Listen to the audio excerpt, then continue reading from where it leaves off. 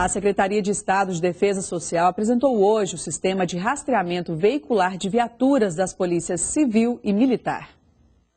Nesta central, as viaturas são monitoradas 24 horas por dia. Os mapas identificam o posicionamento exato dos veículos das polícias civil e militar equipados com aparelhos de rastreamento. No caso da Polícia Militar, o GPS é instalado nos carros que fazem o policiamento nos bairros e também nos que atendem às chamadas direcionadas ao 190. Com esse monitoramento, é possível escolher qual viatura vai para determinada ocorrência, o que dá mais agilidade ao processo. Quando a chamada é uma chamada séria, é uma autêntica chamada de emergência, a Polícia Militar, se valendo da localização exata onde essas viaturas estão, o atendimento vai ser muito mais rápido, o atendimento vai ser muito mais prático e muito mais efetivo.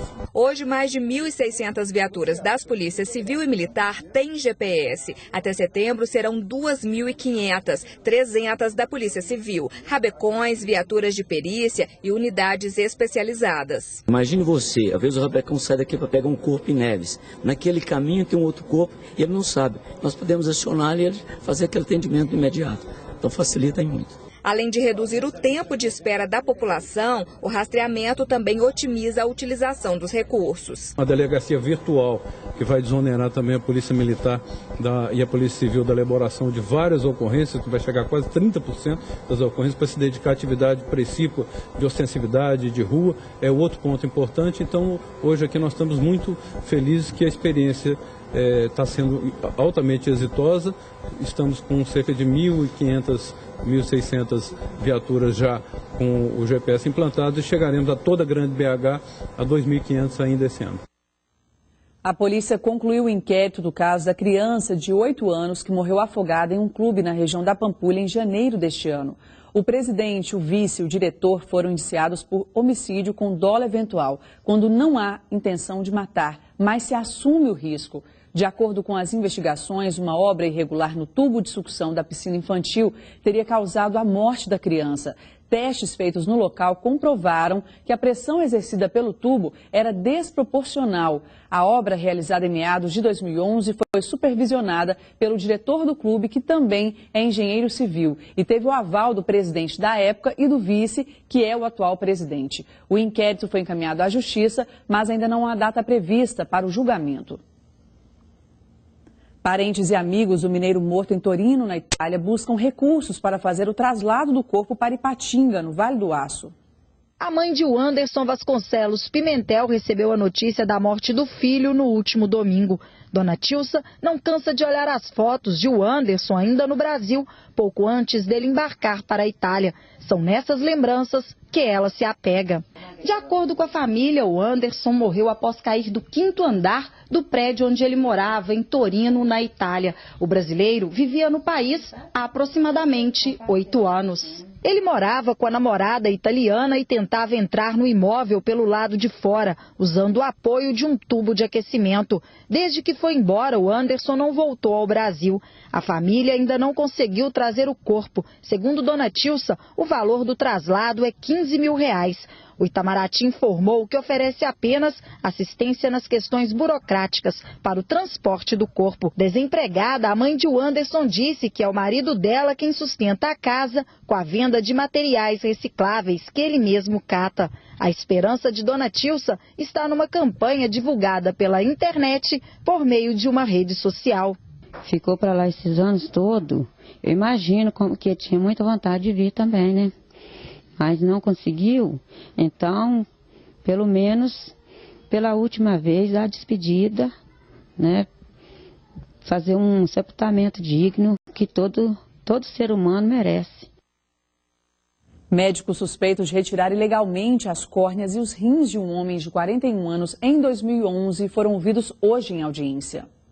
O último dos 3 dias de audiências contou com a presença dos médicos acusados de remoção ilegal de órgãos. Após as testemunhas de defesa e acusação, foi a vez de advogados e médicos serem ouvidos pela Justiça. A ordem prevista pelo Código de Processo Penal o interrogatório começa pelas perguntas do juiz, depois do Ministério Público, em seguida dos advogados. Como já é sabido, os acusados eles não têm obrigação de falar. Se eles quiserem ficar em silêncio, eles têm o direito a ficar em silêncio. O parágrafo 4º do artigo 14 da Lei 9434, que é a remoção de órgãos ilegalmente com o resultado que leva de pessoa viva, que leva ao resultado morte. O caso, que já teve outros julgamentos, ficou conhecido como máfia dos transplantes. 2 dos médicos acusados no caso 5, João Alberto Góes Brandão e Cláudio Rogério Carneiro Fernandes, já foram condenados em outros casos envolvendo transplantes irregulares. Para o advogado deles, não há indícios de que tenham cometido irregularidades. Os meus clientes seguiram rigorosamente as regras e técnicas da medicina. Isso vem sendo comprovado ao longo da instrução e estamos otimistas com a demonstração dessas condutas conforme a medicina. De acordo com o juiz responsável pelo caso, o processo se encerra com a audiência com os acusados, mas ainda não há uma data para que seja dada a sentença. A previsão expressa do Código de Processo Penal são 10 dias. Ela poderia até ser dada em audiência, por se tratar de uma audiência de instrução e julgamento. A Polícia Civil de Juiz de Fora apreendeu 1 tonelada de maconha em um caminhão que trafegava na BR-040. Esta é a maior apreensão na cidade nos últimos 6 anos. A droga estava dentro desse caminhão com placa de Mato Grosso do Sul. Para disfarçar o material, um carregamento de milho também estava sendo transportado. O motorista Saulo Ferreira, de 45 anos, foi preso em flagrante. Ele não tinha passagem pela polícia e afirmou ter recebido R$2.000 pela viagem. A abordagem aconteceu durante a noite de ontem na BR-040, próximo à zona norte de Juiz de Fora. A maconha estava escondida em paredes falsas, dentro do compartimento de cargas. Muito bem feito, com chapa de aço.